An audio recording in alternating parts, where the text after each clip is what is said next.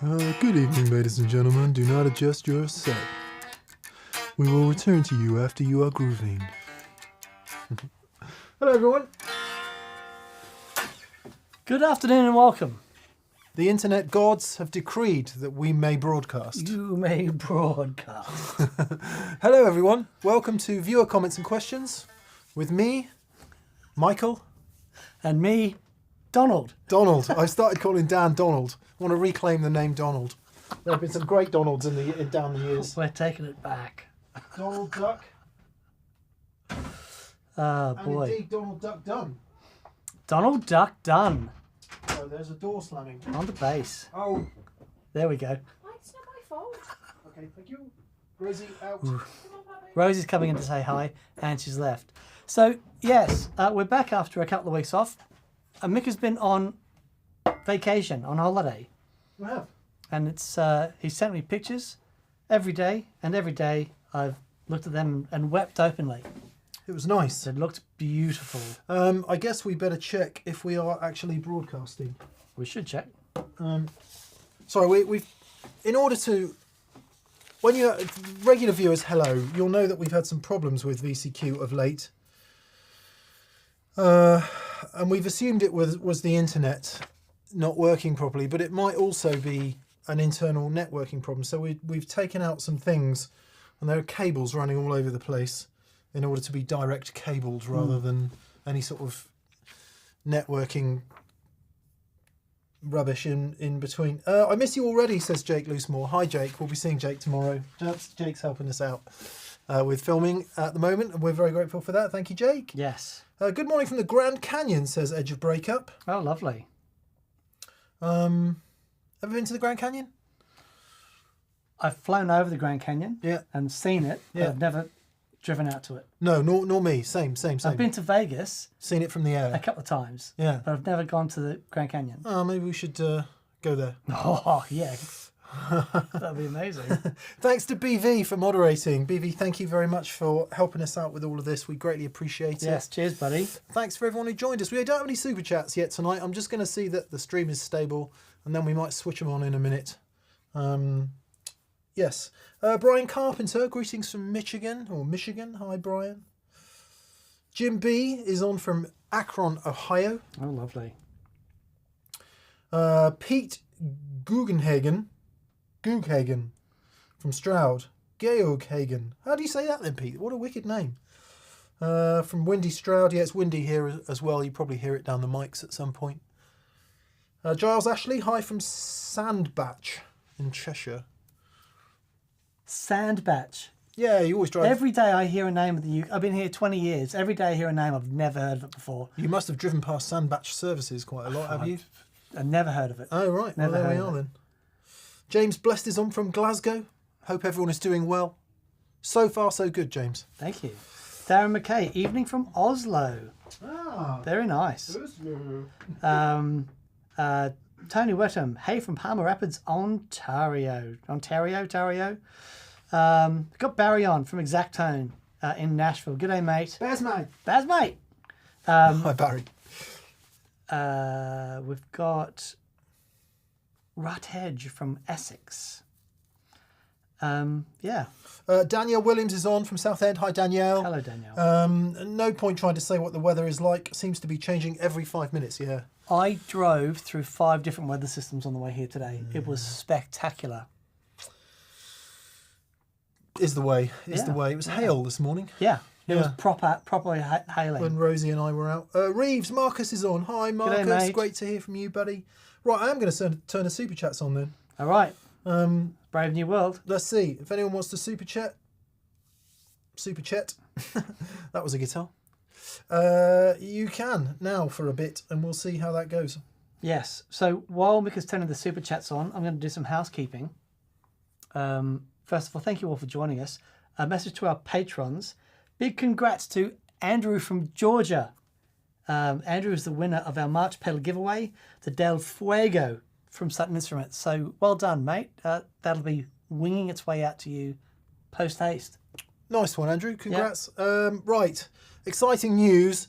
We've added a date to the Andy Timmons TPS band with very special guest Andy Timmons gigs. They are very soon. They're 2 weeks away. We're doing the Cavern Club in Liverpool, which has a few tickets left. Right, not many, so get in quick if you want it. Yeah, not hardly any left there. Yeah. That's a Wednesday night, Wednesday the 1st of May. Friday the 3rd of May is Witney in Oxfordshire, but that is sold out, unfortunately, so you can't come there. However, we've added Leicester on the Thursday night. Leicester, it's called the Musician. I want to say big thanks to Ainsley Lister, who greased the wheels for that happening, and indeed Paddy Blight, who plays bass in the TPS band, for doing the spade work there. Right, for digging us into a hole. For digging us a new venue. A new please trough. come along to Leicester. It's short notice. There are tickets left. There are quite a few tickets left, so please come to Leicester and be wowed. If not by us, then definitely by Andy Timmons. It'll be really fun. Yes, you must It'll not be really fun. throw a 7 without seeing him play the guitar. Oh man, if you haven't seen Andy Timmons live, just come. Just do what you've got to do. Come out to Leicester. He is astonishing. He is astonishing. I promise you'll never forget it. It's life-changing. Yeah. Whereas that pedal show band is life-affirming. What did you say? If you rock of historical importance. Oh yeah, rocks of great historical significance. That's brilliant. Anyway, So also just to say, for those of you who have bought tickets, we don't send physical tickets out. Just bring your email confirmation, and we'll check you in against your name. So don't be expecting tickets in the post. Yeah. Groovy. Plexico, he says, welcome back. Hey Duncan, Kevin the Just. Greetings to all from a genuinely sunny Bexhill-on-Sea. Oh, lovely. Well, there we are. There we are. Chris Quinn says Dan and his new old SG have bonded to become one guitar man. I'm finding it hard to put this guitar down. How good did it sound in the Neve video? I mean, ask me to put this guitar down. Put that guitar down. No. There you are. See? I can't do it. Science, right here on that pedal show. Entertainment and education. That's what you come here for. I'm absolutely besotted with Smacked this of guitar. gob. Yeah, I am. It is great. Yeah. It is great. That Neve was such a fun trip, and I learnt loads. I learned loads as well. Yeah, such a great bunch of guys to hang out with. If you didn't watch it, Friday's show, we went to visit AMS Neve in the north of England, Burnley. And as you know, both of us, but perhaps more so me, have got this massively increased interest in recording of late. And we got to know the Neve people, and they invited us up, for those of you who haven't watched it. And we just wanted to just go through the basics of recording a guitar amp, and we found an interesting place to do it and learnt a load on the way. Yeah. Massive thanks to Joe and Matt for helping us to do that. And I'm not, for sure, it ought to be the way, wouldn't it? We're in this place that's got just this unbelievable gear and knowledge and expertise, but I genuinely haven't heard that and the deluxe sound as banging as it did. Yeah. It was so inspiring. Yeah. And what was interesting, because I had no idea what was going on.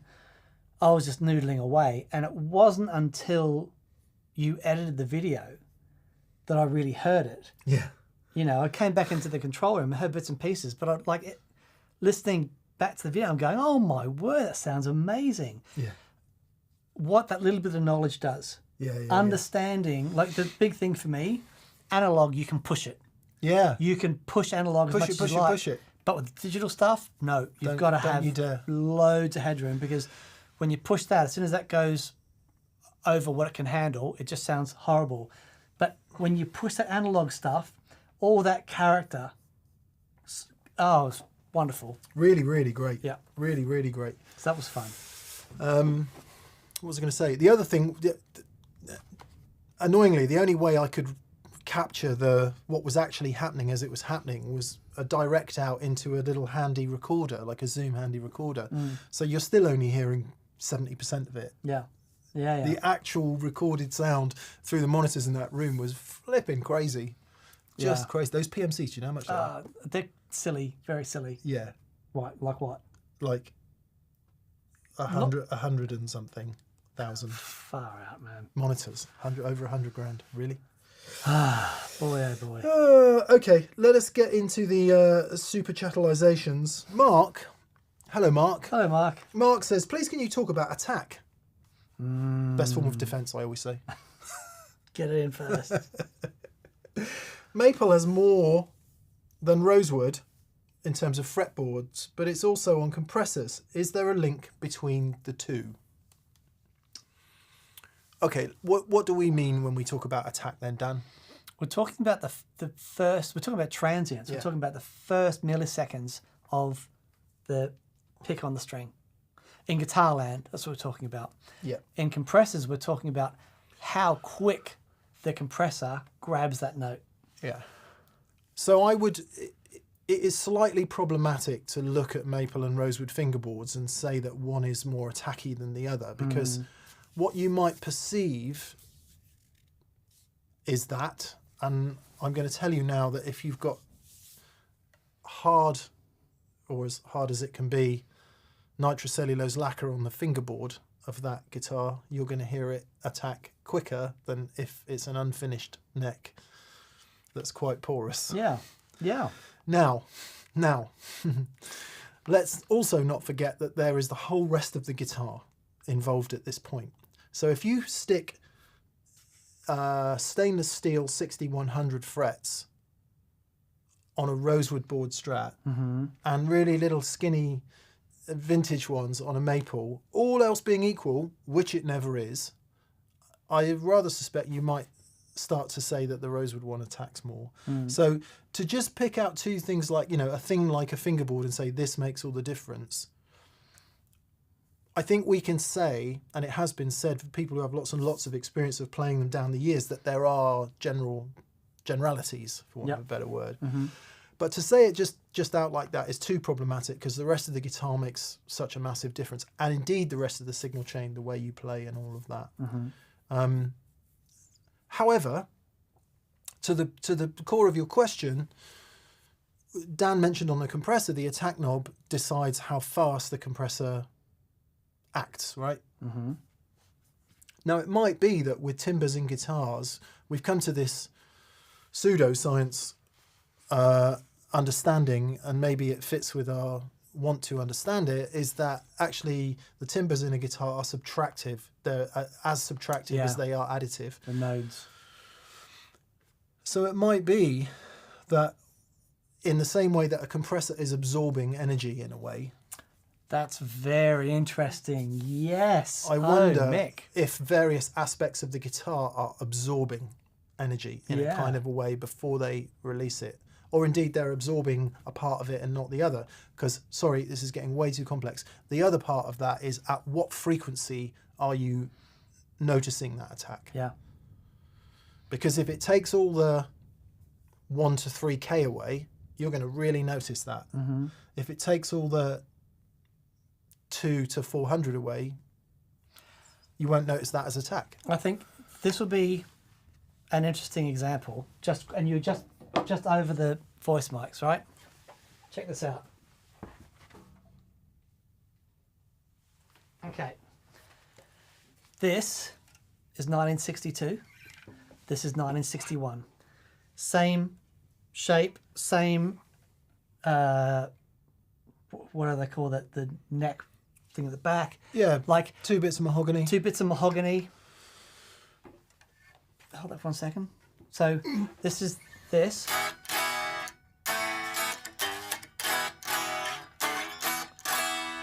All right, that's that.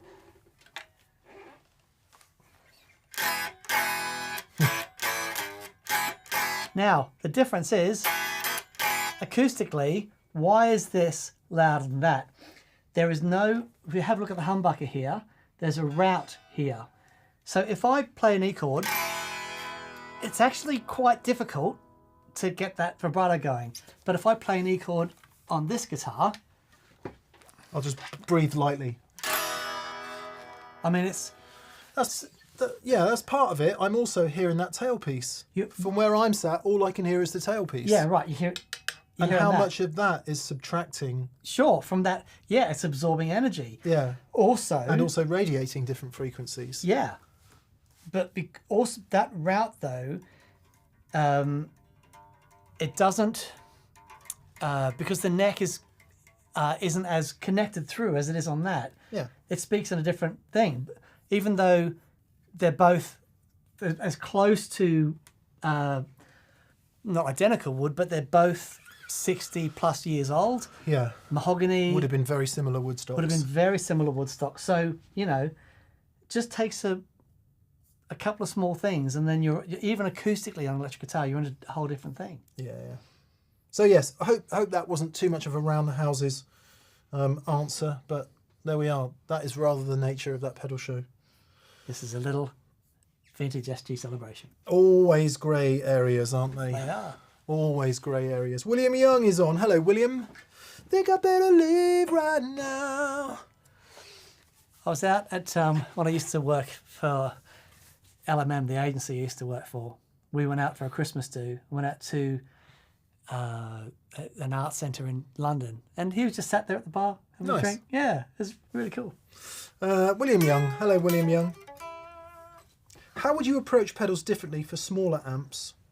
And are there any pedals you prefer into them? I'm running wet dry into a Milkman 1 watt plus, set around 5 watts, and an AC4. Okay, so that's a great question. The small amp thing is really interesting.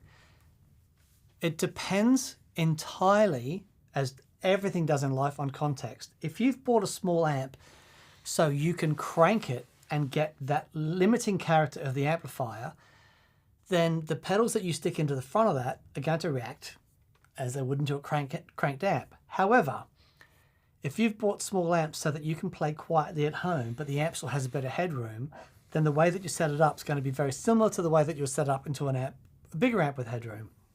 For me, if I've got a couple of small amps at home, but they're set up quiet with headroom, so I can just plug my board in, I set them up exactly the same. You do? I do. The difference is I've got little EL84 amps at home, and they're just set with plenty of headroom, like my AC10, and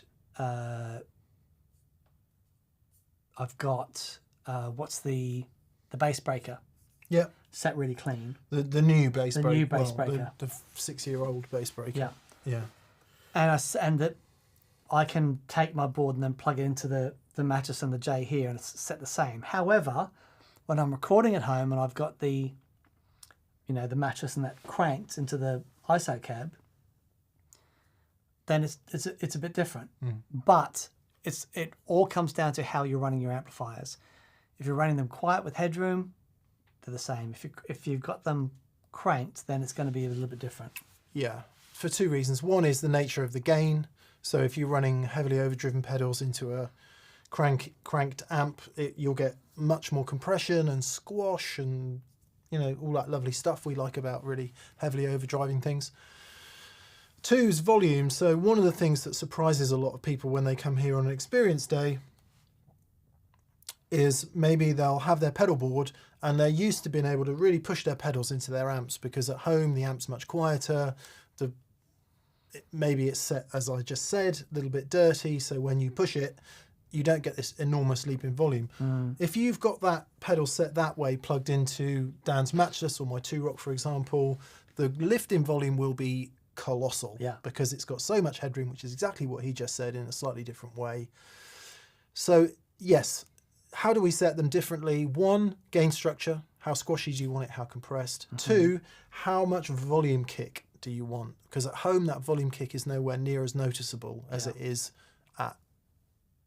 with a bigger amp with more headroom. Yeah, great. Hope that helps. Yeah, we'll be turning super chats off in a bit because we've got a few in, but we're going to take a few more. So if you want to get a super chat in, get in quick. Now is the time. The time is now. My whole life is a musical, Dan. Moon says, are there amps with lots of leg room? Awesome. That's very good. Awesome. Very good. Always rely on Moon for the comment of the day. Yeah. Scott Gaylor says SG gas intensifies. Mate, I'm telling you, it's the guitar you need. Might not be the guitar you want, but it's the guitar you need. I'm really glad you've ended up there. I'm so there. Because you've always loved that guitar, but yep. for various reasons, it's rarely the first choice. Yeah. Dan Sokolowski. Hi, Dan. Dan Sokolowski says, hi, Dinham. I run a wet-dry rig, and it seems like one of my amps has developed an occasional crackling sound. This seems to only happen when my ABY switcher is in the chain. Is it an issue with the ABY or perhaps my tubes? Depends on the ABY switcher. There has been apoplectic anger in this studio when exactly what you're talking about happens. Sure. And a little crackle or a little something just gets in somewhere and you chasing it and chasing it and chasing it and chasing it. And it is incredibly annoying. BV's just said we have 27 super chats in. I'm going to turn the super chats off right now. Yeah. I think I better stop super chatting right now. 29 in. All right. Thanks, mate. All right. In which case we better hurry up then. Yeah. Okay. So, right. If you only notice it when your AB switcher is in, what could be happening there? Aliens. Yeah. First thing to do, change the outputs for the AB switcher to the different amplifiers and see if the crackle goes from one amp to the other one. If it does that, then it's the AB switcher. If it doesn't, if the crackle stays the same, then it's something else. It might be, I don't know what your AB switcher is. It might be if you've got a buffer engaged on the switcher and one amplifier doesn't like it. It might be, what else might it be? Could be a bit of DC getting onto something. Yeah, it could be. The first thing to do, swap your cables around, see if the crackle goes from one amp to the other. If it is, that's how you can identify it. If not, then it's something with the amp. Yeah, give that a go. It's identifying technical problems is almost impossible unless you're there. I mean, cables, I know if we say it all the time, honestly, 99% of times there's an issue, it's a cable. And it catches us out because we think, well, surely this problem can't be a cable. Then one of us will swap a cable, 9 times out of 10 it's Mick. And I was like, you know, after that, it was a cable. So, yeah, try the cables. I had a brilliant cable problem the other day. Can't remember what. I was doing something and it was like, Catherine shouted at me, it's always a cable. And it was. I can't remember what we were doing in a minute. My cable life has just got completely insane because with new bits we've got for the studio, we've moved to DB25 connectors. Right. Like the thing you used to put in the back of your printer. Which is really easy if you're going from a DB25 to another DB25. But if you're going from a DB25 to a load of XLRs and then from a load of XLRs into another DB25. That's a hard pass from me. Standard Tascam wiring system. Right. Guess who does it differently? Yamaha, back to front. I think it's Yamaha. Anyway, one is one way around, the other's the other way around, so you've got to make sure they're wired right. Right. I've been on a number of forums this week where people have been metaphorically yelling at each other, going, "You've got the wrong cable." The other person typing back, "No, I haven't." "Yes, you have." Brilliant. Yeah, no, it's always a cable. Just to your tubes question, Dan, specifically, what Dan said, if you swap the cables over, you should be able to identify, or if you play the amp on its own, it won't be the tubes because you've got it wet dry. If there's a problem with the tubes, that'll happen when the amp is standalone. So it's unlikely to be that. Yeah. Unless it's always the same amp and it does it when you're not ABY, but you said here it only does it when the ABY is in. So yeah, sounds like an Earth isolation thing to me. It could be a transformer's gone wrong, Yeah. but I'd say cable. Yeah. Swap your cables over. See how you go. Yeah. Boom. Groovy. Groovy. Mike 2203 fan. Hi Mike. G'day, Great to hear Mike. from you. He says I just splashed out on a used Gibson EDS 1275 twin neck. Yes, you did. I saw one of those at Vintage and Wear in Bath, and man, I was so close to buying it. Yeah, they're so cool. You know what stopped me buying it? Lack of cash. No. Well, that of course, but lack of cash had never stopped me buying anything to my own horror. But they pulled the case out. Oh yeah. The case is hilarious. Insanity, isn't it? Hilarious. Yeah.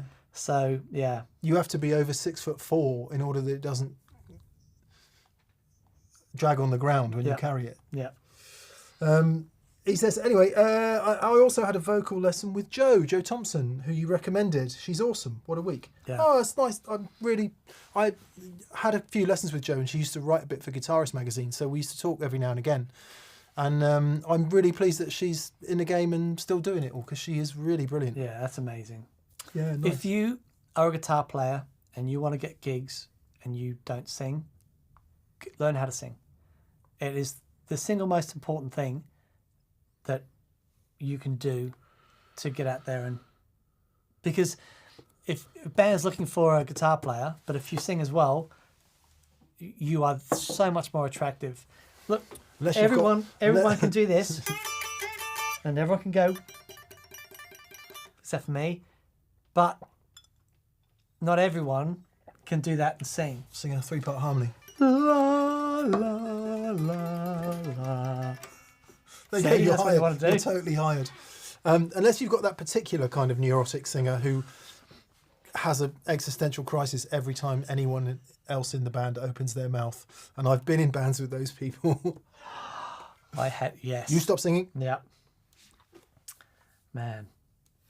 Mike Turner. Hi, Mike. Hey, Mike. He says, hi, both. I've a board or various gains and fuzz modulation pedals all through a gig rig Quartermaster. Where should I put the wah? Oh, okay, Mike. Right at the front. Right at the front. Out of the Quartermaster. Yep. So just done the same thing with Robin Ford, his board. Come on, that deserves a... trying out a bunch of... That was one of the best You like that? name drops Just ever. Sneak that in. You didn't sneak it in, mate. You wheeled it in, you put it in a A cake, massive bow on it. and you let it jump out of the cake, and you lit fireworks around it. There you go. But yeah, look straight in the front. The thing with the wah pedal is, one, sounds great right at the front as a filter. Brilliant. Two, you have to step on it anyway. So unless you're going to set it as a copped wah and have it, and then put it in a loop and turn it on when you need to, I mean, that's great. But seeing as you've got a step on it, just put it straight in the front. As long as the wah has a really good true bypass on it. Yeah. That's all I'll say. So this is interesting. If you go onto Robin Ford's Instagram, you'll see a clip of me and him testing out a couple of wahs. And he tried the Crybaby, he really liked it. And then he said, I think I like what that buffer is doing. And then we A-B'd it. And at the end he just went, actually, no, I prefer it without that buffer in. Because we went to a lot of effort to maintain the signal from his guitar to the gain stages. So his board sounds fantastic. But it changed when that buffer went in. Not better or worse. Personally, for me, it was just sounded more open without it there. So, try a bunch of stuff, but I would say find a really good wah with a really good true bypass and put it straight in the front. And if you're confused about what wah pedal to buy the Jam Wacko and never look back. Yeah. What's Robin using? Well, trying out, there's a new one from Exotic. Oh, cool. Which just looks like a traditional wah. Yeah. It's really good. Yeah. So trying that out, and he really likes the sound of a standard Crybaby. Yeah. But I'm just doing a mod on it for him, just pretty good true bypass. So he'll try a few of those things out. They do a standard one with true bypass. Yeah.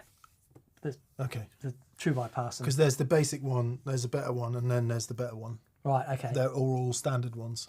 Oh, okay. All the standard wire circuit. Okay, all right. I'll get one of those from there. Yeah.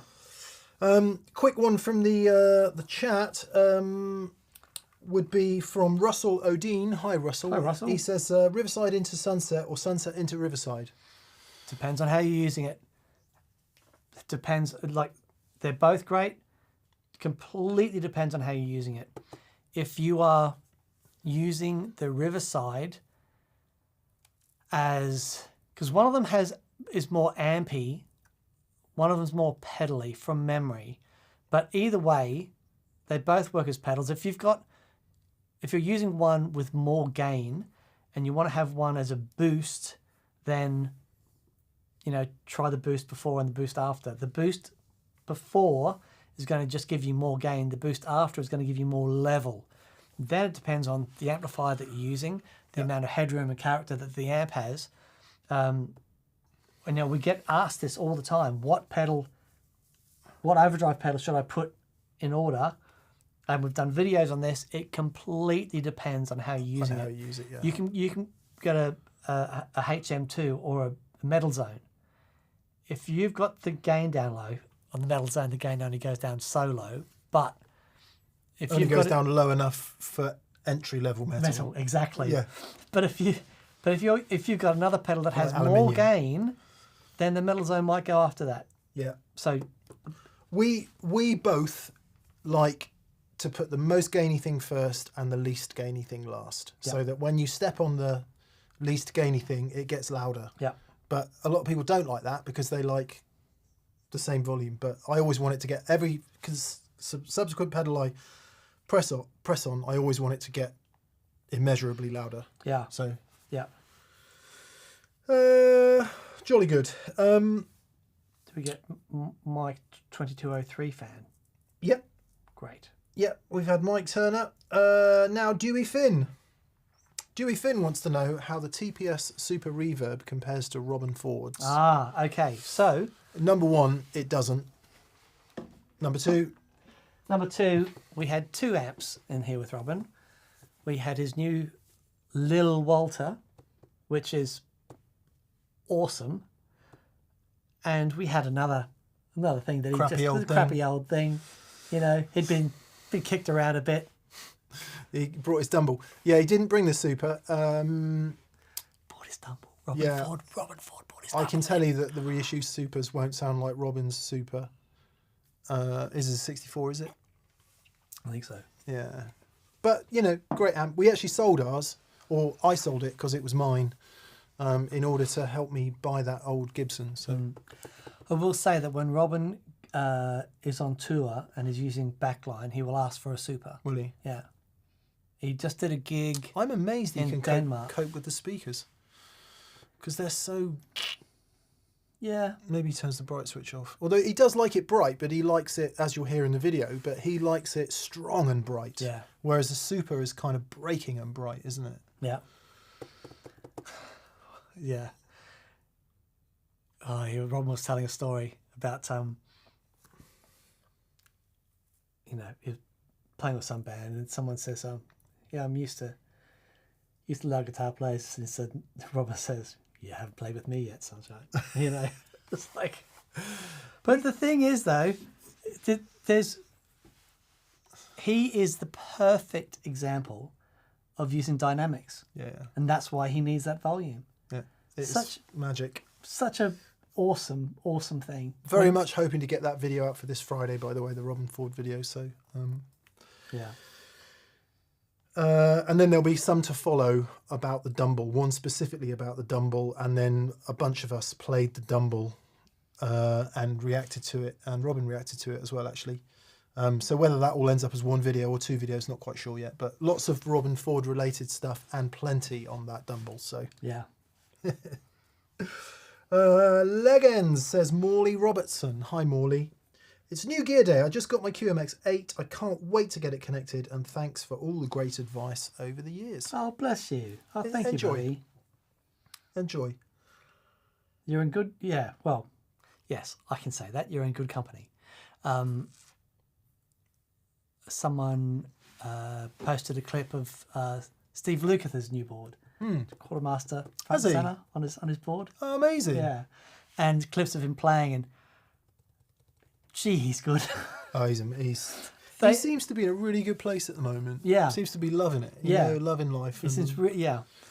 But I was on the radio today on Heart 70s or something, and Running with the Night came on. Far out, man. He just pulled that out of the air. You know, and he was in that, like, he's been that good for a long time. Yeah. He's great. I'd love to have him on the show. Yeah, that'd be a bucket list one, Lukather. Would be awesome. Yeah. Let's see what we can do. Yeah, enjoy that, Morley. Wings is on. Hello, Wings. Greetings. Love you guys. I just got an American vintage reissue 62 Sonic Blue Strat. I know someone who had one of those. I already had an American Standard. I can't stop feeling that my old Strat is bad now. This opened the question, how do you recognise a good Strat? Wings. The band the Beatles could have been. It's different for everyone. And I'm sure your American Standard isn't bad, but it is going to be different for all kinds of reasons. The good guitars are the ones when you pick up, you don't want to put down, regardless of anything else. So I went to Athens because my mother-in-law lives in Corfu, and I took a day and went to Athens to see the Jam guys, and just hung out with them, and it was great. And we went downstairs and nerded out with some stuff. Sounds odd. What was the guitar you were playing? Yeah, this is amazing. That's what I was going to say. So I was playing all kinds of... They got various cool guitars there, and then Yanis gets this just crappy old 60s cheap guitar, like the kind of thing you used to see on eBay for 80 quid or 100 quid or whatever. And by all measurable standards, it was made out of, like, I don't know, plywood. Worse than that. Yeah, okay. Like, it weighed Chipboard. Absolutely nothing, like balsa wood or something. It was... The strings were old and knackered and dead. The frets were almost gone. The pickups made a massive clacking sound the second you touched them. The tuners didn't work properly. I mean, if it went to a guitar magazine, it'd be 0 out of 10. Yeah. They'd send it back. And I just completely bonded with it instantly. Awesome. So, and I don't know why that is. I can't explain it. Yeah. And it's the same with all guitars, and it's true. Some guitars just have that Strats. thing. And that the next person who picks it up might not get it at all. So what makes a good Strat? The good Strat is the one you pick up, you play, and you don't want to put down. Yeah. And if you're fighting with it for whatever reason, don't overthink it.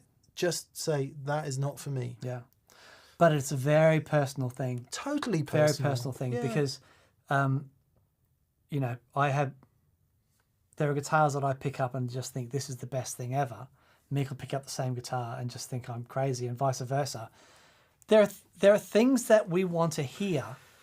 We all hear differently, right? Like we all see differently, we all hear differently.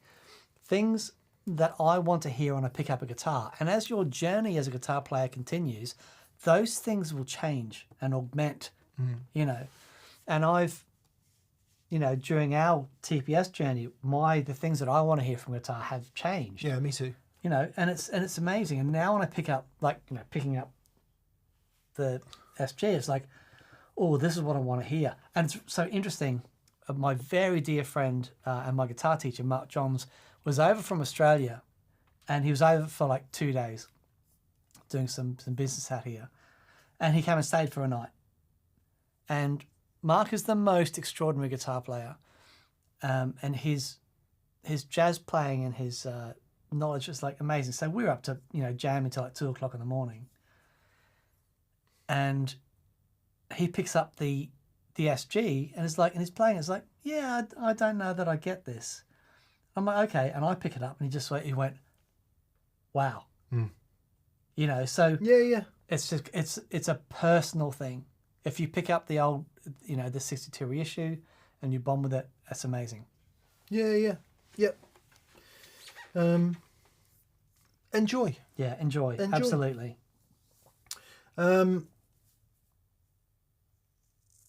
Tony Cervello, or Cervello. Tony. Hi, Tony. He says, Mick, the new American Vintage Reissue 2, I think they're called American Vintage 2, are they maybe? Look to be very period correct. However, I'm curious about the finish. Do you have any insight? P.S. I'm taking delivery of a 2-rock Bloomfield drive tomorrow. Yes, you are. You are. Enjoy. That's awesome. Actually, the chap that we sold the Super to, he came here to pick it up. He called me and said, texted me and said he really loved the Super, but he loved it so much he went out and bought a 2-rock. So he moved. That's funny. Moved the Super on. That's funny. Nice one, Tony. Congrats. Do I have any insight? I don't. I'm afraid. I stopped taking any notice of what Fender do when I left guitar magazines, because it was my job to be across it back then, and I used to know the ranges pretty intimately. I know that when they changed the guitars that were made 2012 to 2017, I think it was, or something like that. I can't remember when they changed them, but 2012 when they changed them from that. So my old blue guitar was the model previous to that. In 2012 they changed them to be more vintage correct. I think it was 2017. They then went to a sort of more generalized thing again.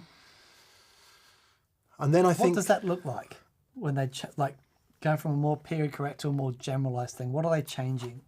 Neck shapes. Oh, really? Pickup types. Colours, that sort of thing. Okay. And then when they generalise them, they go 50s, 60s. So you wouldn't get like a 59 and a 64. Right. Okay. You would get a 60s. Right. Confusingly enough, 59 being the... Anyway, I'm just going to stop there. But yes, the latest ones do seem to have got more period specific again. As to your finish about the question, is it a proper nitrous or cellulose finish like they did years ago? I don't know. A lot of people moan about the base coat being something different. And if you read the history about all of that, Fender used a bunch of different things over the years. And it changed, blah, blah, blah, blah, blah. What was true of the 2012 to 2017 ones is they were paper thin and very, very easy to chip. Oh, yeah. Which is really cool if you want that. I do. But yeah. It's really not cool if you like a pristine guitar and literally every time you look at it, a bit flakes off. Collings is a bit like that as well. They're so thin and so beautifully flat and thin. They're very easy to damage. So I can't say with any assuredness. I would say don't worry too much about it. Again, if you can, try and play one. And if you like the guitar... don't sweat about that kind of stuff, which is easy for me to say, having just spent the last 35 years sweating about it. But I'm in a much easier place with all that now. I mean, I wouldn't have a polyfinish guitar because I just don't like the way they look. But that's not to say that they wouldn't sound great. So play it. They are nitro, by the way, the American Vintage 2s, or at least the top bit's nitro, I think. Try it, play it. If you like it, get it. Yeah, perfect. Yeah. Love it. Yeah. Brian Passenger Ferry. That is funny for so many reasons. Slave to roll on, roll off. Hi, Mick and Dan. Love the show, says Brian Passenger Ferry. Thoughts about an episode on bass sixes and baritones. I think you discussed the idea a year or two ago, and I absolutely love the underrated bass six. Baritones I can do. I know what to do on a baritone, more or less. Bass six, totally lost.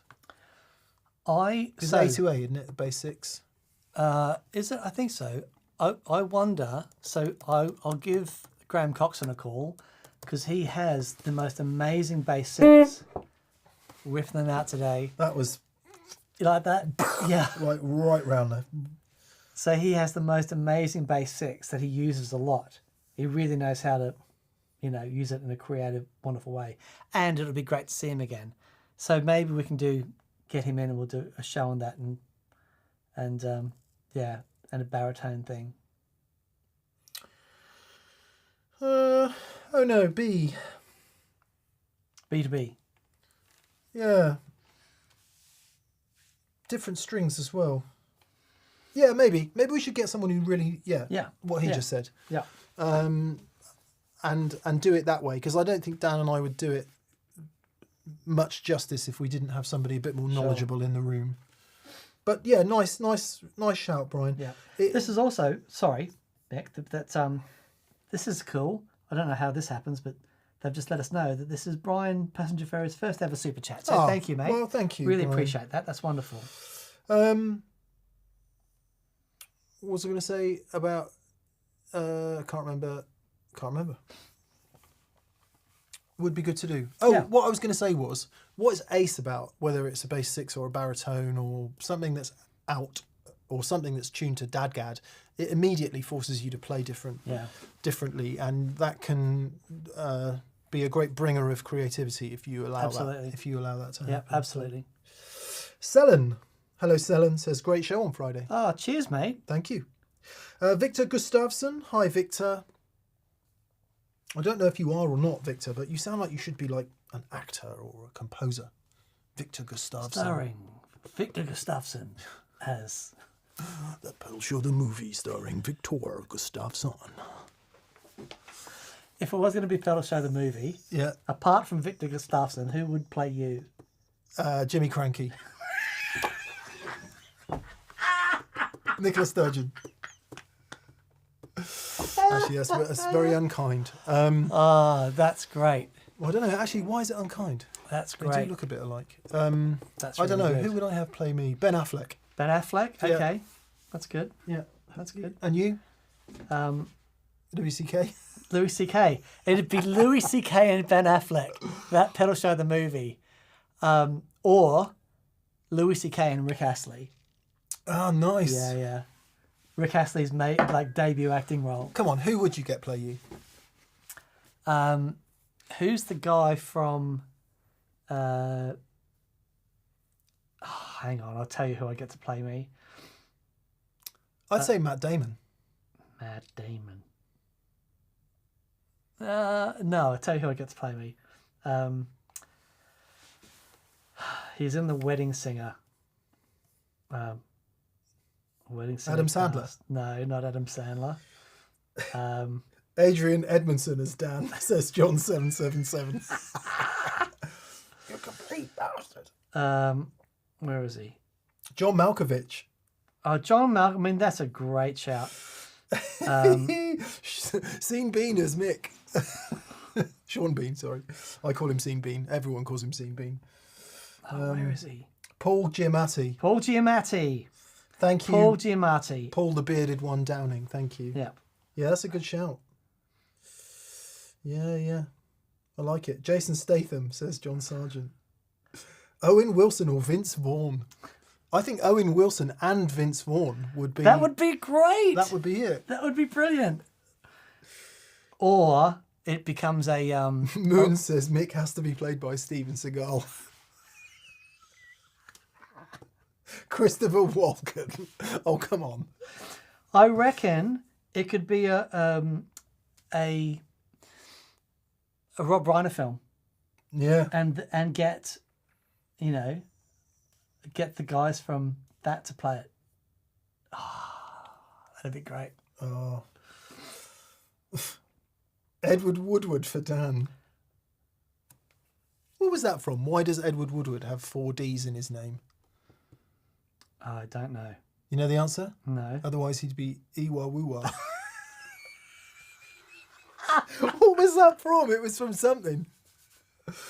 Oh. Stadler and Waldorf. There you go. It's done, Peter Hall. Thank you. Brilliant. I think we've pushed that as far as we can go. Well, let's. The last word goes to Marcus Reeves. Then he says Dan Aykroyd and John Belushi. Brilliant. Who's who though? That's the question. You'd have to be John Belushi. Yeah, I think so. If you've never listened to the Blues Brothers live records, do. Those of you who know. But if you don't know, that band was off the charts. Weren't they the Stax band?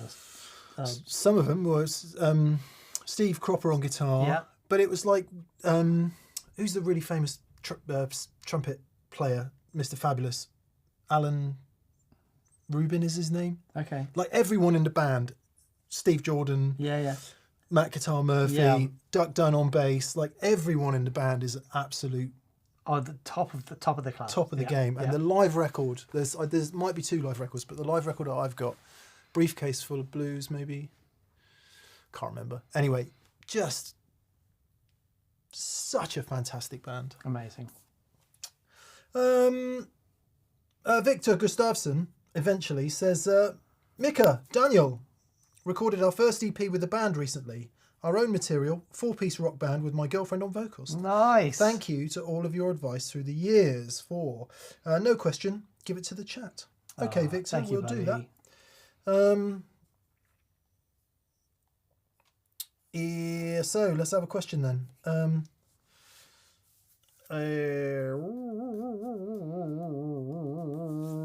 Shotgun Blues, says Fred Wolf by the Blues Brothers, was epic good. Yeah, I used to do that in my band. Loved it. Going to take a shotgun, disconnect my brain. Nice happy blues song. N4P226R wants to know what the cab is under the matchless. Okay. This is one of 2 Bob Burt cabs I had made back in the, I want to say 2010. So, for those of you who don't know, Bob Burt, legend, and I think, if my memory serves, either his grandfather or great-grandfather or something, he had all these pine cabins or something on his property, and he had loads of this really old pine wood from these cabins, and like there's really wide panel pine, which you just can't get anymore because they don't grow the trees that big. Anyway, the wood is so old that it's basically petrified, and he made these cabinets out of it, and a friend of mine had one, and I heard it and just went, that's magic. And I got Bob to build me 2 of these cabs, specifically to match the matchless head. And they're just a beautiful, resonant pine cab. They are lovely sounding. Yeah. Lovely sounding. It's funny, isn't it, when you hit, a bit like guitars, you find a cab that you like the sound of. It's like, oh, yeah. Yeah. It does make a massive difference. Yeah. So Bob makes beautiful stuff. We did have the luxury of messing about with Robin's Dumble while he wasn't here. And I plugged his Dumble cab into a couple of my amps, and it's like, oh, mama. Wow. Yeah. Yeah. Probably not appropriate to do that sort of thing for a video, but anyway, for one's own shysters and gigales. Mm-hmm. Yeah, very cool. Okay, so the question we're going to take from the chat, thanks to Victor, I think it was, is Backer. Hello, Backer. He says, I've got an OD overdrive, a Blues Pro that I really dig. Unfortunately, it flips polarity. So in my wet dry rig, it isn't really helping. Any ideas? You've got an overdrive that you really like, but it flips polarity. Okay. If your overdrive is before the split, it won't matter if it flips polarity, because it's flipping polarity in both amps. The polarity thing only matters if it's after the split. Yeah. If it's after the split and you're turn it on, flips polarity, then both amps are out of relative phase, right? One's pushing and one's pulling. So if you overdrive, put it before the split and solves the problem. Yeah. If you're absolutely desperate to have it into 1 amp only, you need to do something that's going to flip it back again when you turn it on, which is problematic, because if it's off, you're obviously one polarity. When it's on, it's the other polarity. So you'd need something else to kind of do that. Yeah. Which would mean another device, a switch. You could put it in a true bypass loop that had some other device on, so you only had to push one switch. Yeah. So it was in a... Yeah. You'd have to put it... What he said, put it before the split. Yeah, put it before the split. Leave it on all the time. Yeah. You can mod them if you get an audio transformer that is open enough and doesn't change the sound, you can have your main signal go into the primary and then just come out reverse on the secondary, and that will do it. And that's a passive way to do it. But yeah, put it before the split, problem solved. Bish bash bosh, done. Stu Desnomi says Mark Wahlberg and Will Ferrell. Ah, brilliant. Yeah, Sean Connery and Ben Affleck. Oh dear.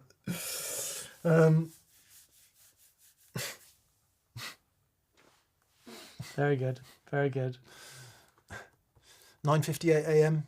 and there's Sean dressed fully in white with a racket. What are you doing, Sean? You said come about ready for tennis. If you unwind that and make the joke good. Oh, that's very good. That's very good, Mike. Yeah. Better told by an actual comedian. 40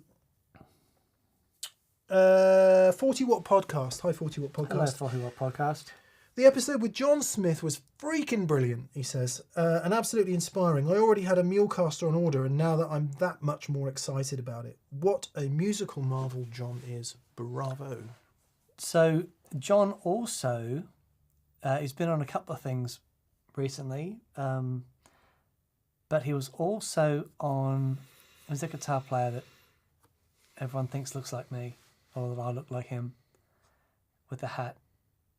Oh, Marty Schwartz. Marty Schwartz. Oh, wow, he's on Marty Schwartz. Channel. Wow, yeah, that's and a big playing channel. Some stuff. Yeah, he's just so good. He's good. So good. He's properly brilliantly Yeah. good. I think he's also out around playing at the moment, so have a look at John's tour dates and go and see him. Yeah. Captivating live show that it is. And 40 Watt Podcast, this is your 10th super chat on a live stream, so thank you, mate. Thank you. We really appreciate it. That's we really lovely. do. Wings again. Wings, do you have any budget wireless monitor solutions? Budget wireless monitor solutions. Two words that I have a problem with there. There's a triangle. Yeah. I don't know. How would that work? A budget wireless... They do exist, wireless monitors. Wireless monitor. Like wireless speakers. But you... Okay. I guess so you're saying you just have a power source and they're... Yeah, or like... radioed in from something. More Bluetooth speakers. Okay. Oh, okay. That kind of thing. Okay. I'm afraid I don't. It's not help. It probably isn't helpful to say I wouldn't use wireless anything. Yeah. Just because you're subject to how good the Bluetooth is, or whatever the protocol used to transmit is. Yeah, it's a tricky one, and then what about latency? Not our areas of expertise. No. Get cables. Get some cables. Yeah. And some little Genelec 10s or IK Multimedia iLouds are really good. Okay. Nothing's cheap. That's the trouble. I reckon you're better off with a decent pair of headphones than an entry-level pair of monitors, personally speaking. Right. Because in headphones, right, your audio, if you get some decent open back or semi-open back headphones,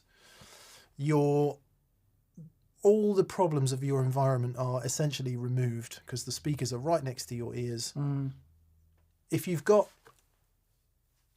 less than fantastic monitors in a compromised space, because space is everything. Right? Honestly, think you're better off in headphones. Yeah. Personally. Yeah.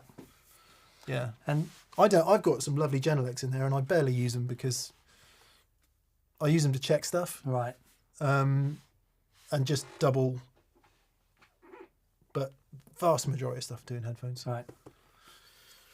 Nice. The most important thing is that you're used to what you're listening to, actually, is the right thing to say. Yeah. Gareth's trying to get me to buy some NS10s. Oh, the Yamaha NS10s. I think they're amazing. They're so standard. Yeah. Yeah.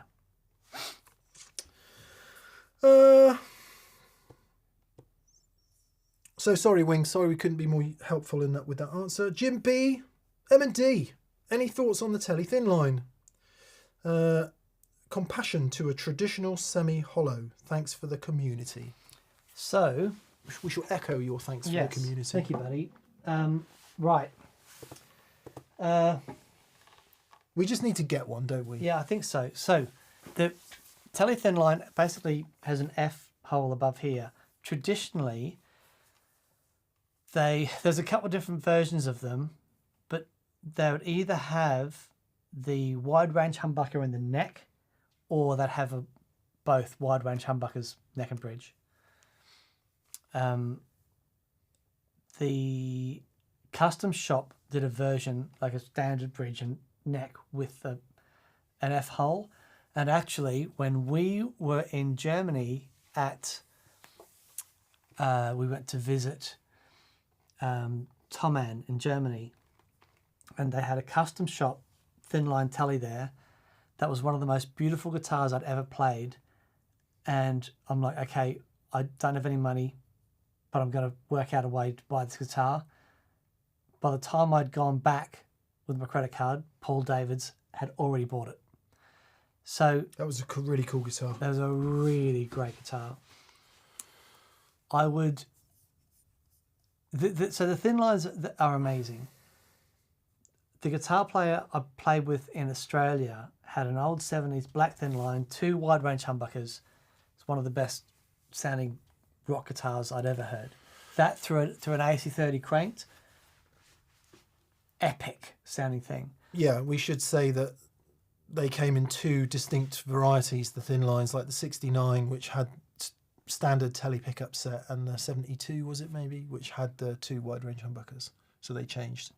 Yeah, I think the 69 still had a wide range in the neck though, didn't it? Did it? Yeah, I don't think they did a thin line. Oh yeah, maybe. Yeah. I don't think they did a thin line with a standard telly set. Right. Until later. Yeah, okay. Yep. But they are wonderful, wonderful guitars. We should get one just to see what, because the question is how much is the semi-hollow bit of it making a difference, and it will make some difference. Yeah.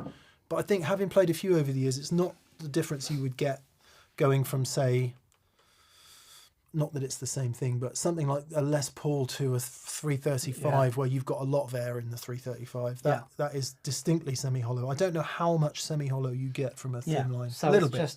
It's all solid. Yeah, it's all solid apart from that bit there. Apart from that bit there. Yeah. Yeah, it's all solid. Yeah. So it's a little bit, but it's not huge. Okay, Jim, we'll try and follow that up and see if we can borrow a couple. Matt McGrath. Hi, Matt. He says, I recently pulled out my electronic audio experience, Limelight, which is what Adam Levy used in the video. He said a dual blues breaker... Stick me teeth in, Mum. He says a dual blues breaker and boost pedal, the latter being worth it alone. I think you'd both love this one, and Anderson's carries them. Oh, awesome. Okay. We shall have a look. Yeah. It's funny, isn't it? We have enough overdrive pedals to sink a battleship, if that's not a mixed metaphor. And yet the desire to hear more never ends. It's always there. Never ends. Squirrel 719 says, I recently said goodbye to the music store I worked at in the late 90s and early noughties. One of 18 to close. On my old store's last day, I made my last purchases there, including a Jimi Hendrix fuzz face. Yeah, I mean, retail the world over is changing, isn't it? No matter what sector you're in. Yeah. And I guess we should feel some empathy, A, for the owners of those businesses, B, for the people that work there, C, for the communities and the auxiliary businesses that they support. Because when a company goes, for whatever reason, it's not just that company, it's all the things, all the interactions with it. So yeah, we should have some empathy for that, but we should also say that, yeah, business is changing and retail is changing. Yeah. And sad as it is, or sad for the people involved as it is, things change. Yeah. and they move on. So I guess we all just need to have our eyes open to that and get on a different boat, for want of a better analogy. Yeah, there are opportunities with the way things are done now, but it's so different. I remember going into a music store when I was a kid, and I was such a pain in the ass. But it was the most, on Saturday mornings, going down and hanging out and trying out guitars. Oh, it was just the best thing in the world. It was so much fun. And not that you can't do that anymore, because there are still music stores, but the guys that are doing well in that space are either specialists or bulk shifters. Yeah. It seems to be that. Yeah. Daniel, 1969 Tele Thinline. Oh, well played. I thought they did. Oh, okay. David Burke, thank you for the reminder. I'm sure they did. Oh, okay. You're thinking of the custom, maybe. Yeah. Maybe that's great. Yeah. Yeah. Nice. Yeah. Well, hope you saw the old girl off in good style. Yeah. Well done. Yeah. Yeah. I'm moving to Italy from the US this summer. Any issues to consider using a step-down transformer on a vintage US Fender amp? Safety to the amplifier itself and tone change. I will. Yes. All right. Really important. The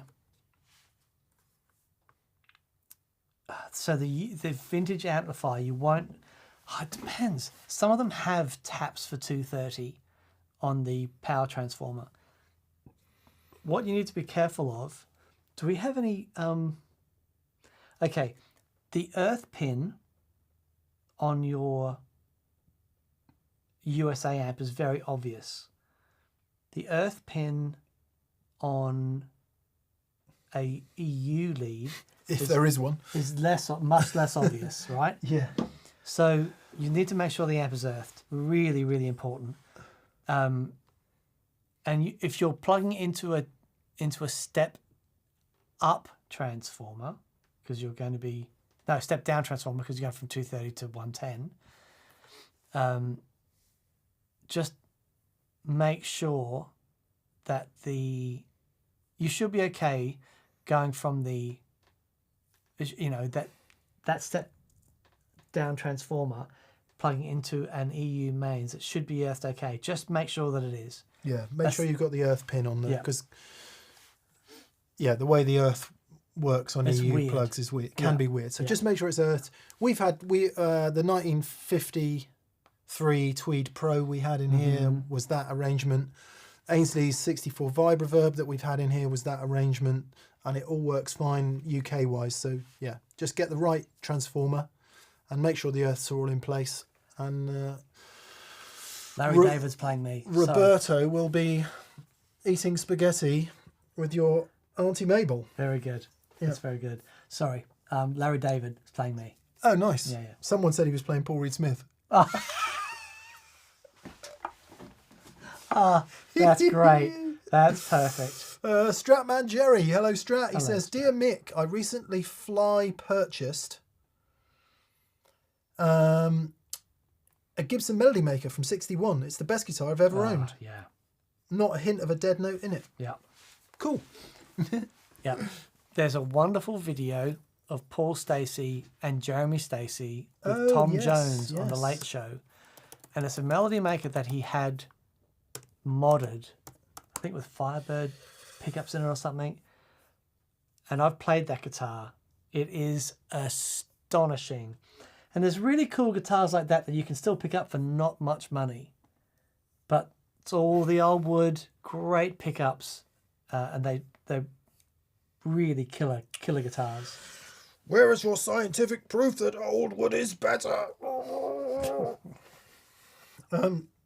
Nice one, Jerry. Hope you really enjoy that. That's great. I mean, regardless of all of the above, a different guitar, it just draws something different out of you, and going with it is the right thing to do. It's like, let it take you. Yeah. And where's this going to take me? And that's where the fun starts to happen. Nice one. Congrats, man. Yeah, well done, mate. Thomas Eichinger. Hi, Thomas. He says, hey, D&M. Do you set your wet-dry amps both at the same volume? I'm playing around a bit and found I prefer to blend in my dry amp just a bit. Playing a Victory V40 wet and a Marshall DSL 401 dry. It absolutely works like that. Yeah. Yeah. It's amazing how much of the extra amp can make a colossal difference, even though it's not as loud as you say. Yeah. Which is also why you can have the dry amplifier can also work at a lower wattage, and you get a bit of the character of the amp drive as well. Yeah, but blending in just a bit, banging. Yeah, really cool. It's a similar principle, I think, to if you've ever... Tim Pierce did a great video on this, but if you've ever tried it, mic up a guitar amp, 2 mics, right? And you kind of have one, you choose which one you want as the principal mic. And then you mix in the other one just to the point where it sort of fills in the mids and the low mids. And it might only be, you know, if mic 1 is at 0 dB, maybe the other ones could be -20, you know, could be right down there. And what you're saying, it still adds a great deal to the overall result. Completely. So, yeah, completely. Go for it, Thomas. Well done, mate. That's great. Scott Reed. Hello, Scott. Hi, Scott. He says, thanks for all the tone knowledge. I'm on a bit of a modulation journey and I'm currently loving the Harmonious Monk Mark II. Thank you. Beautiful. And the Mythos Fates, which I believe is his chorus. Oh, cool. Yeah. Zach's chorus. What are each of your go-to settings for the Monk? Everything at 2 o'clock except the speed for me. Yeah, I'm pretty much there. I have the mix up a bit because I'm sure mix the same because we do wet dry, and so in the wet amp I want it moving a lot. I don't want it just on the edge, but then you get this incredible throb between the two. It's like, it's like the best vibe you've never heard. Well, that's an interesting question. So if you're using it as a harmonic tremolo, then obviously in the harmonic mode, and I like the middle sine wave shape to the wave, but if I want it to sound more like a vibe, do what he just said, go to the reverse triangle, or the reverse sawtooth, sorry, which is the bottom wave shape, and turn the mix up, and then it gets more vibey. Yeah, it's very cool. Yeah. Thank you for buying one, Scott. Yeah, it's thanks, mate. Another thing that helps us keep the lights on, so thank you very much. Rick Appleby. Hey, Rick. Hey, Rick. Good to hear from you, buddy. He says, hi, lads. Rick from the Last Experience Day. Wanted to thank you again for such a wonderful, inspiring day. Celebrating new guitar. A Gibson Les Paul tribute. Already thoroughly enjoying. Having plenty of fun. Please answer a question from the comments. Oh, bless you, mate. That's kind of you, Rick. Yeah. Thank you. Enjoy that amazing guitar. We do love our experience days. They're so much fun. All right, let's answer from Jordan Jones. Hello, Jordan. Lads, what do you make of guitar shops not having tube amps available for testing guitars and pedals in store? The last time I tried a drive pedal, I couldn't believe the new normal they are pushing. So it sounds like Jordan's gone into a shop, wants to try a guitar or a pedal, and gets given a bit of digital modelling or something in headphones, or, you know, there's not a tube amp to play. First question, did you ask? Because if you ask, I'd be surprised if they would say no, but maybe they would. Yeah, if you're going to buy something and you're serious, and you really genuinely want to try it, I think it's completely fine to say, I want to try this, but I would like to hear it through this. I would imagine if you go to a decent store, it would be unusual for them to say no to that. Yeah, cool. Yeah, but if someone is insisting, no, plug into this, whatever it is that you don't want to play and stick your headphones on, I would go somewhere else. Yes, completely agree. Completely agree. Vote with your feet, Jordan. Gos410, I'm assuming it's John Gosnell because it says hello from Lukather and Gosnell. Ah, John Gosnell is Steve Lukather's guitar tech. hey, John. So, yeah, hey, John, hey, Steve. Amazing. Yeah, that's great. Thank Amazing. you. Wow, that's so cool. That's very cool. Non-aligned wants to know chunky ice cream or plain flavours. Oh, chunky.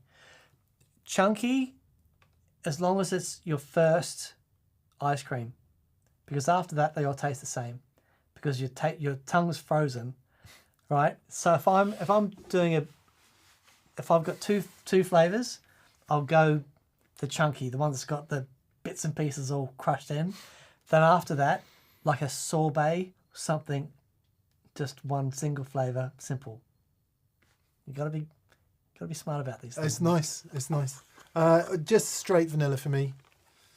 Your Häagen-Dazs or above.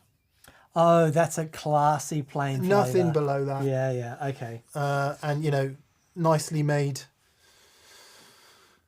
proper ice cream. So they make ice cream here on our farm where we are. Right. Really good.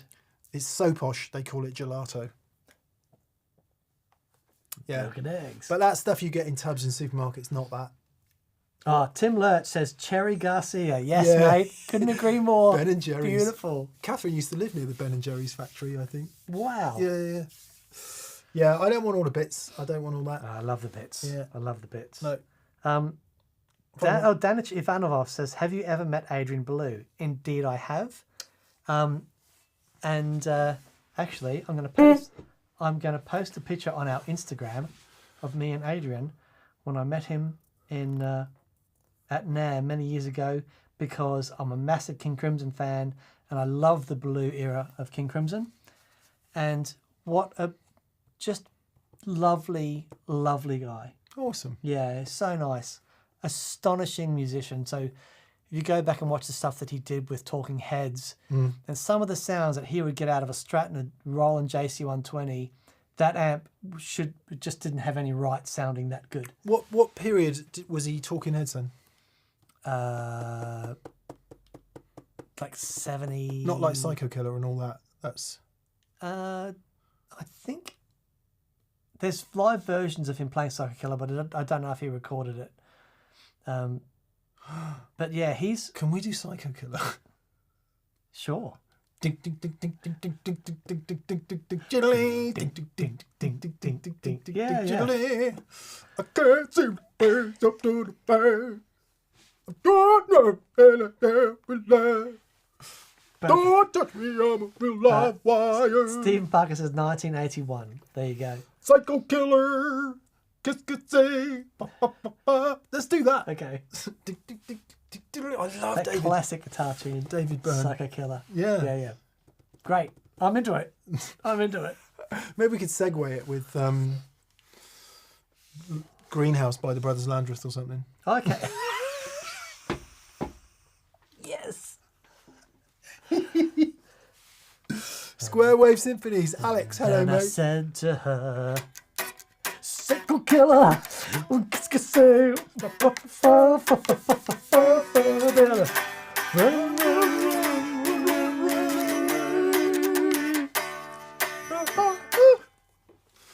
Oh, man. that'd be great. Did you know just the instant harmony that Dan and I are umbilically drawn towards?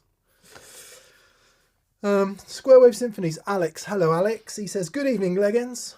Glad to see you're back. I can't wait for next week's Experience Day. Oh, awesome. You're coming here.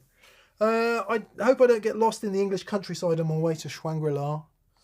Much love. P.S. Hope it's okay if I bring a bass. Of course it is. Yeah, as long as it remains in its case, it's fine. We've got a couple of we've got some bass pedals and we've got a couple of nice bass amps here as well, so Yeah. that'll work. Won't quite sound like the LSO, but you know. Well, actually, we have. So if you look at the back, that Wallace amplifier there from the 60s, and that's the same not the same amplifier, the same model amp that was used on Zeppelin 1 for John Paul Jones's bass. Wow. Yeah. Astonishing. That's pretty That's cool. when they would plug, it's an amazing guitar amplifier, amazing bass amp. Really, really cool. Fender Bassman, hello. Yeah, there you go. Well, we look forward to seeing you, Alex. Can't wait to welcome you here. Ian Jeffrey, I want a fuzz for a rock band. What about the Del Fuego? There's a way huge fuzz, apparently, and Wazza? Oh, the Boss. The Boss Wazza. Yes. Yeah. I've said FZ. 1A Wazza. Yeah. 1W. Yeah. Front runners, thoughts, please. I've got an AC30 and a Koch twin tone, or Koch, I don't know how you say that. Wet, dry. Okay. So. Del Fuego. Yeah. Vim Del Fuego. You said rock, and there it is. Yeah. It's specifically 70s rock. I think the Del Fuego absolutely nails that mid-forward 70s rock sound right on, if that's what you want. Because that's the thing, right? It's the mid in that a lot of fuzzes, like fuzz is the square wave thing is bottom end to get those transistors absolutely dying. But it's getting the mids right in the fuzz is the challenge. And the Del Fuego, I think it's a really good shout. It is hard though, a bit like we were talking about with guitars earlier on.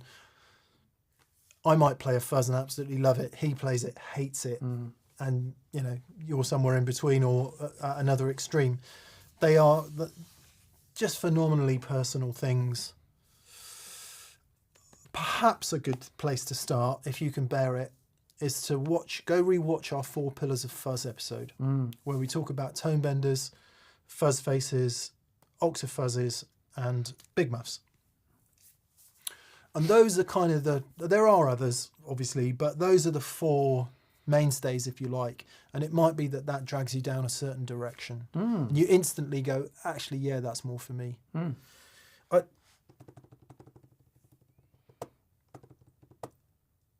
It's tough, isn't it? Because you want a big muff type, you want a tone bender, and you want a fuzz face.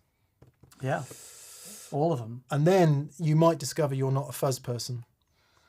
And actually you just prefer a really aggressive distortion like a Rat. I think for me, the SD9 has become that link between distortion and fuzz. Yeah. Or a Thorpe Warthog. Thorpe Warthog. Have a look at a Thorpe Warthog, which is not a fuzz, but it can get really fuzzy. Yeah. It'll give you those flavours and that character, but it's... Yeah. You won't get all the problems that you're going to have with a fuzz. Yeah, fuzz is... Dan and I both really love fuzz, and I love fuzz in a massive way. I almost never have one on my gigging board, right? Unless it's a Hendrix thing or something that specifically requires it. I would always take a Warthog or maybe a Rat style that's just a really edgy distortion, which you can get that mid in the right place. So yeah, not trying to put you off, but it's quite the undertaking, isn't it, to commit to a fuzz sound. Yeah. Depending on your amp. Hope that wasn't totally confusing, Ian.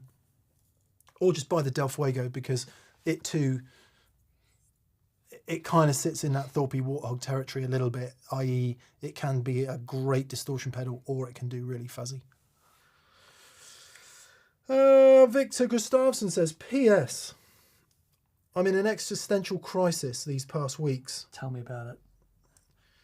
Am I a Vox person, he says. After trying 7 vintage AC30s, I'm now the custodian of a 65. Nice. Dan was right all along. Wet dry with a 65 Gretsch 6154. Wow. Dan, do you have any general tips for the Vox? Yeah. Don't be afraid to turn it up. The amazing thing about those old Voxes, even when they're being nasty and edgy, the clarity in them is just insane. So don't be afraid to give it some love. You'll also find with the Vox, it'll go from quiet to really loud, really quick. But from there, it doesn't get much louder. So you'll be on like 10 o'clock and you think, oh man, that's piercing. From 10 o'clock up, it's just compression and limiting. Yeah. And you've got just levels of joy as you turn that thing up. I love my old Vox, and that was my main gigging amp for years. The Matchless for me, it's a bit fuller. It's, I mean, there's plenty of videos of me playing the Matchless, and I love that amp. But whenever we turn the AC30 on, we plug in, it's like there's something in that is just magical. It is properly magic. Yeah. And again, you just have to go with it. Like Yeah. when we first started using it, I was hearing all these overtones from the transformer and the speakers, just thinking it was too, I like how can we say? Clean together. A really together, massive guitar sound. Yeah. And there was a time where I just wasn't into all the grit and mess that you get with a vintage amp. And in the ensuing years, I've come to love that. Yeah. In a massive way, especially doing loads more recording. That's the stuff that works recorded. Yeah, that sits in the track. Yeah, and you just go, ooh, and you go back and listen to, listening to like old Sabbath, and you hear those guitars, and you hear that Transformers just crying. Yeah, And the way that sits and the character that imparts onto the track is everything. Yeah. And yeah. They're so good. I'm so pleased that you got a nice old one. Yeah, so get it to that place and experience what you've probably done it already, but if you haven't, you will experience what he just said. You turn it up and you're like, oh my God, that's loud. And then you just keep turning it up. It doesn't get any louder. Yeah. It just gets more distorted. Yeah. It's very cool. Well done, mate. Have fun. Guitar Tone Pro has come in and said, an awesome fuzz that does a lot is the Fuzz Factory 7 by Zfx. Oh, yeah. Does all the modern noisy stuff, but the tone switch can do a good first face impression and cleans up as well. Yeah, we so often forget Zfx, which is utterly criminal. Everything they make sounds flipping stellar. Check this out. Now, it can be tricky. Can be a tricky customer. Fuzz. Quite hard to dial in sometimes, but the tones are definitely in there. Big shout to Zfx. Amazing. Fearlessly creative. And Daryl Delasandri is saying that Mythos Chupacabra is also a great overdrive that does fuzzy tones. Yeah. As well, and it does clean up nice. It really does. Yeah. Chupacabra means goat sucker, by the way, which I quite like. Goat sucker. Sucker of goats. It's a subtle difference. Yeah, Wadey 1960 CS says the 59 sound is one of the best they make. Yeah, 59 sound, Box of Rock, great sound. Box of Rock's killer thing. Great sounding machines. The Super Hard On is an amazing boost. Yeah. Loads of suggestions coming in. Well, good, Victor. We hope you enjoy that Vox. And last one in is Mike 2203. Hey Mike, he says my US Performer Strat strings go flat if I bend 1.5 tones. Seems to be a bind on the nut and freeze up if you tap the trem bar. If you bend 1.5 tones, that's a big bend. Yeah, that's a big bend. Yeah, could be any number of things, Mike. One, it could be strings. Yeah. Move somewhere along the length. Could be at the tuning peg. Could be in the nut, as you say. Could be at the bridge. Once that's all settled down and moving freely, the next culprit is the bridge returning to its correct position, which you've just identified, and you do need that tap. Some people just can't live with that and will go to the ends of the earth to make sure it returns to pitch. The rest of us just go, fine, if it needs the tap, it needs the tap. Yeah. But something is getting hitched up there somewhere. So I don't know what bridge is on the US Performer Strat. If it's a 6 saddle one, look at the video I did setting up my Strat, and it might be that the front bridge plate of the vibrato is just too tight to the body. So you need to set it so that it can pivot freely and isn't screwed down too tight to the body. Usually what it is. Sometimes it can be as dumb as the front of the bridge is actually fouling the pick guard. That can happen, so just check that that's not happening. But other than that, as you say, it will be somewhere that string is in contact with something. Well, what about not having enough springs in it? Regardless of the springs, it should, if it's floating properly, it should go back to where it. Oh, okay. Where it should be. So yeah, I'm going to say that the three biggest culprits are, number one, string trees and nut. So make sure they're cut properly in terms of your nut and lubed up properly. Make sure your nut's lubed properly. And then the bridge on the face of the guitar. Now, if the American Performer Strat has a 2-pivot bridge, that should not be an issue because it should sit off and it should float lovely. But yeah, so yeah. Dan's I've set Dan off with conversations about lubricated nuts. I don't know why. Ah, boy. Just don't use WD-40 because it's a water repellent, not a lubricant. Oh, is it? Yeah. Oh, okay. As about every fourth comment in the comments seems to let us know. Good. All right. Well, that will be the super chats completed. Don't think we've missed any. Thank you for everyone who super chats. It helps. Let us dive headlong, Daniel, into the regular. Jim Overholt says, "What is the 2 rock behind Dan?"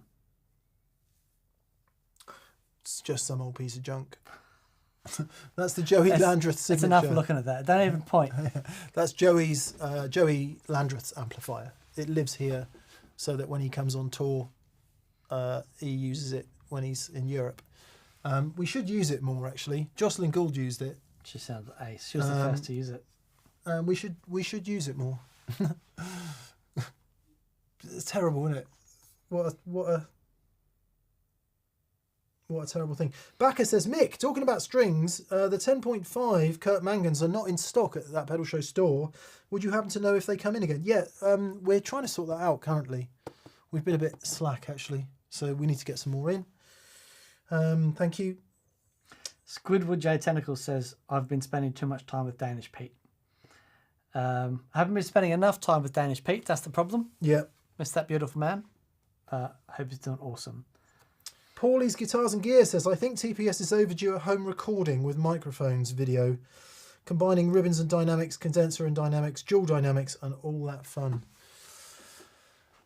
Now, Paulie, I kind of agree with you, but there are so many variables. I'll do this briefly because I know people get a bit bored with the production chat, but every time we make a significant change here, and we've just made over the last, I don't know, might even be a year, but 6 months, let's say, we've been going to a very analog front end and we've just added analog back end. Can you explain the difference? Sorry, yes. Front end being microphone, cable, preamp. So everything that happens before it hits the computer, front end. And there is a saying that my friend Gareth and Paul Stacey both say, which is get the iron up front. So that's good. If you've got transformers, preamps, get it up front, i.e. record it. Back end is once everything is recorded and then you use post-processing via things like compressors, analog summing, other preamps and EQs to do your mixing. The modern way of doing things is what they call in the box, which means your computer, sound card, a whole bunch of plugins, do it all there, really easy, sounds great. Old school, outboard gear, analog front end, analog back end, computer sits in the middle, and we call that hybrid production workflow, which obviously we're fans of for obvious reasons. Anyway, sorry, the point is what I've noticed every time we've changed something big is all the mics sound different, because the fidelity of the gear you're using them with changes. Now, that's not to say better or worse per se, but it is to say different, because all this stuff has a character, right?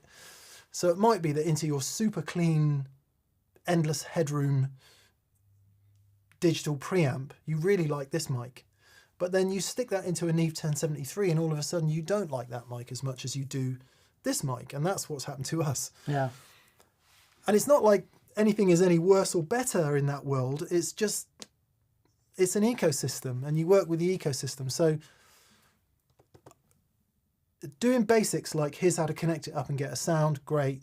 But once we start saying this is what a 57 and a Ribbon. 121 sounds like, it's like, not really. Yeah. Because what's really it plugged into? Yeah, right. Yeah.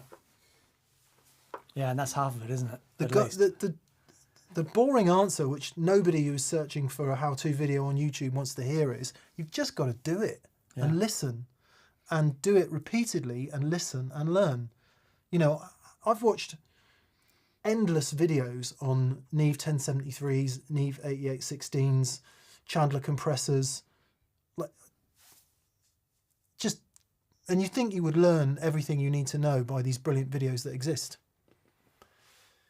It's nothing compared to plugging it in and using it. And guess what? Getting it wrong a lot. Yes. And you just have to do the journey. It's so boring, but you don't learn. I think I know what a Neve 1073 sounds like. I think. Right. At this point. Okay. But I should have known that 10 years ago. Well, because I've heard it on endless classic recordings. But no, it doesn't work like that, does it? No. Anyway, sorry. I should shut up about it. People get really annoyed with it.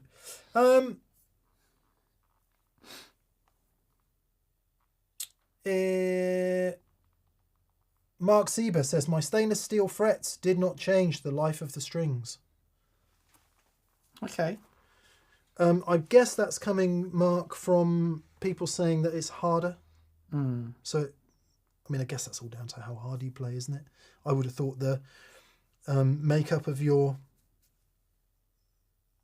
sweat, skin, all that is probably a bigger factor. I guess you've had friends like this. I still have a friend called Steve, who we played in bands with years ago, and we discovered way into the game that he had a nickel allergy. Oh, no way. Yeah, and he was also a mechanic, and he thought it was the oil that was doing it. Right, but it was the strings. It was probably the strings, and so his hands would be terrible, and his strings would go dead in like half a gig. So boy. There's a lot of difference in the human as well.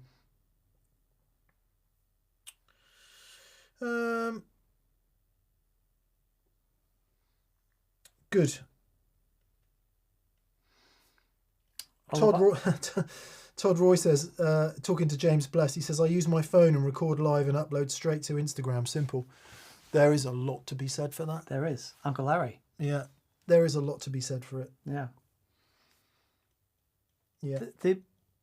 The problem that I have, it's not a problem, there's a bit of a problem, is the condenser mic, the nature of those mics. What you end up hearing so often is the pick of this on the string. Yeah. And and for most stuff is great, but for what we're... Yeah, I mean, it never sounds like No. It's not that. No. But the mics in these things are amazing. They are amazing, but you've got EQ, compression, expanding. All that stuff. There's a tremendous amount of technology going in on what that thing does. Yeah. And they do sound really impressive because they also have an amazing stereo spread, so it sounds huge. Yeah, but you wouldn't, well, people have, and no doubt people do, but it's not, you wouldn't drop it into a track in the traditional sense. Sure. Tim Houston says, Dan, people do. can you play that Boss BF1 behind you? So, this thing here.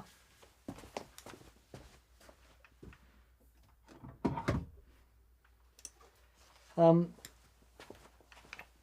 few years ago, actually, 6 years ago.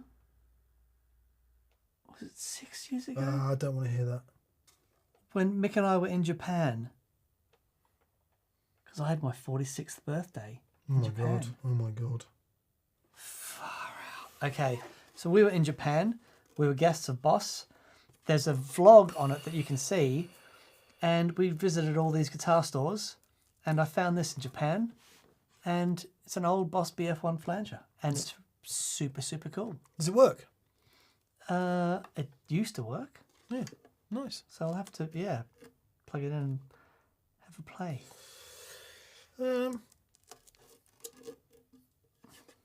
Alex from Rome, Alessandro De Carli. Hello, Alex. He says, please can we do a video comparison between the SDD 3000, the new Boss thing, the newish Boss thing, the 2290p and some other delays. I haven't heard enough of delay. And I think, yes, he should. It would be great to get that 2290. I really want to hear it. Yeah. Really want to hear it. I think it's on Steve Lucas's board. Oh. Has to get Steve in and he can show us how he runs it. There you go, John. Jim DeBlanc says, now that you know a 1073, you should revisit the SM57. There's a reason. Yeah, exactly. I always found, well, the main reason we don't use SM57s or didn't in the early days is because we were in such a tiny space. Yeah. They have this form factor, so we'd always kick them over. So I wanted to use the Sennheiser E906s, which were flat. And they were much harder to kick over. Absolutely true story. But yeah, flipping heck, man. SM57 on a guitar amp. Amazing. How many records have been made doing that? Yeah. And then, of course, what's the purpose of your SM57 on the guitar cab?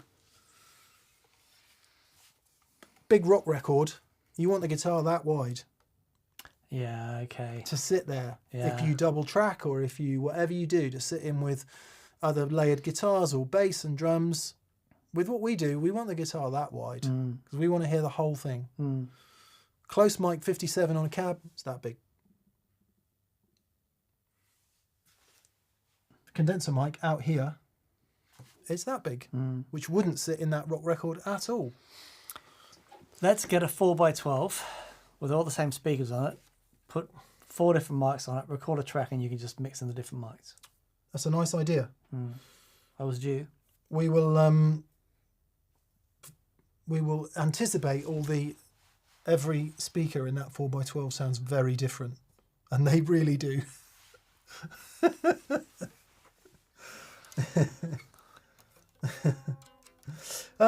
Cool. Stu Corby says 1081 versus 1073. 1081 has the EQ. Yeah, you can get the add-on EQ module for the 1073. They sound quite different by all accounts. We want it all. That's just the end of it. Yeah. And then a whole bunch of API stuff as well.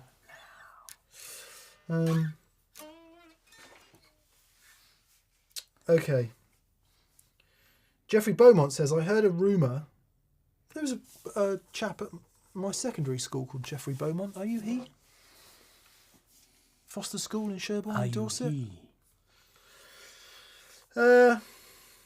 He says, I heard a rumour that Prince recorded his vocals with an SM57. Is that true? It might be. Joey Landreth was on the Instagram the other day singing something incredible with an SM57 and it sounded unbelievable.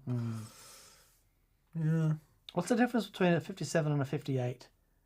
Because I know that Jacob Collier in the early days did everything with an SM58.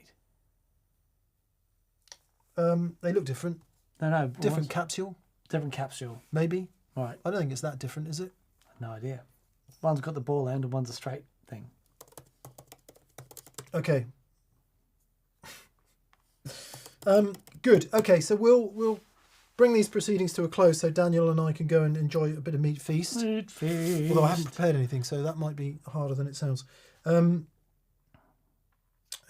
and SM58. If you are anywhere near Leicester on Thursday, the 2nd of May,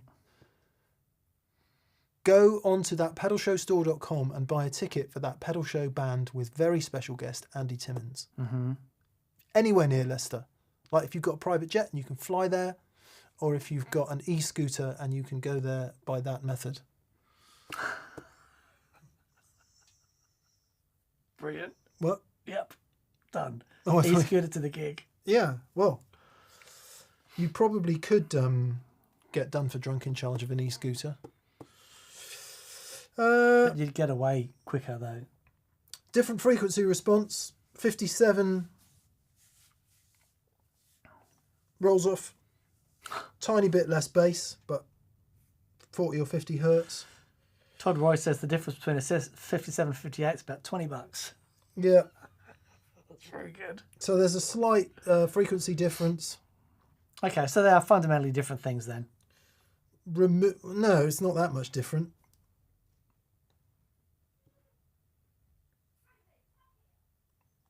Apparently, it's a bit grittier sound in the 57. Oh, I don't know. We shouldn't end our super chat with this. Okay. Good. Right. All right. So the last, we'll have one look at one more thing. Let's see. Wes Chilton says here, I have an API lunchbox full of 550As and 550 BEQs. They are incredible. Nice. Yeah. Nice. Let's finish with this. This is James Blessed. He says, hypothetical question. I moved to a house which has a room I can finally play loud in. What 2 valve amps would you recommend for my first wet dry rig? Well, James, now you've asked. You can finally play loud in. I mean, my favourite tones we've ever had in here were with the Matchless and 2-Rock. There you go. Yeah, I think that's too much for a room in a house. Yeah, it'd be fun though. If you can play loud in it, it's wicked. I don't know. It depends. I mean, if it was a massive room, then yeah. I think there's more fun to be had in smaller amps. I agree. So realistically, an AC15 and a Princeton with a 12-inch speaker in it. Yeah. I was going to say an AC15 and a deluxe. But AC15 and a deluxe or a 12-inch Princeton. Yeah, absolutely. Either one of those. Yeah. Not the 10-inch Princeton because it's weird. But either a Princeton with a 12-inch or AC15 and a deluxe reverb. It's magical. They pair so beautifully. Yeah, I think that's a really good shout. I agree completely. And the modern AC15s sound fantastic. And they've got reverb in them as well, which is really nice. So you can, with the deluxe and the reverb in the deluxe and the reverb in the AC15, it just gives you it'll just sound ace. And then you start putting different things into different amplifiers, it'll just sound massive and wonderful. I think that's a really good place to start. And not silly money either. Yeah. The AC15 and the deluxe that we've got are straight. They're not custom shop or anything. They're straight from the, They sound great. Yeah, and they sound really good. Backer is saying Blues Junior and a Pro Junior. Yeah, that can work. I'm a big fan of the Pro Junior, even though we don't have one. I keep seeing them, and I keep thinking of buying one, and I never do. Right. Anyway, there we are. There we are. Guitar Tone Pro says, I have a basement and play with a Bloomfield Drive 100 watt and a 50 watt TS1 or a J-Mod 100. Wow. Hilarious. Good. All right. Yeah. Matt Swanton says the Keeley Custom 12 from Supro. That is a good shout. We really like that amp. Really great. Yeah, really great. Played that when we were at NAMM, I think the last time we were there together. Yeah. And really wonderful sounding thing. Cool. Beautiful. Well, as a few people have acknowledged, that is all. Dan, play us out. Thank you to the internet, which has enabled us to stay up tonight. And maybe our little networking.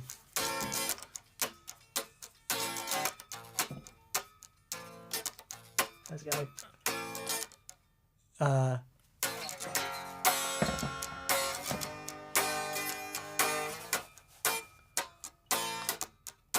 are you playing? Psycho Killer. Oh, right, no, it's ding, ding, ding, ding, ding, ding, ding, ding, ding, ding, ding, ding, That's it. I can't look when I can't relax. Oh,